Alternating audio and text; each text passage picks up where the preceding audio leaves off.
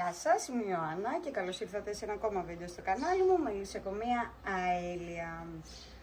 Κάθε φορά, ξέρετε, η περίοδος είναι τέτοια που γίνονται τις μηνουργίες. Εμείς κάθε χρόνο βάζουμε μια παγίδα στο μπαλκόνι μας, εδώ στο ίδιο σημείο, δεν αλλάζει, είτε θα είναι φελιζόλι είτε θα είναι κυψέλη, είναι το ίδιο και πάντα με τα γνωστά σύνεργα. Εγώ ως προσελκυστικά θεσμών επιλέγω πάντα την Ανέλ, γιατί η Ανέλ λειτουργεί.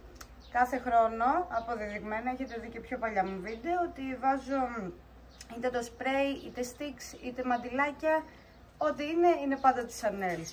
Και πάντα έχουμε το ίδιο αποτέλεσμα. Πάμε λίγο να δούμε, τώρα έχουν έρθει οι ανιχνευτές για αρχή, να τσεκάρουν έτσι λίγο τι γίνεται, για να δουν αν μπορεί να έρθει και το υπόλοιπος μήνος. Έλα καμεραμάν μου, έλα. Μου σου αφήσει τη δουλειά. Πάρα πολύ ωραία. Σιγά σιγά θα έρθουν.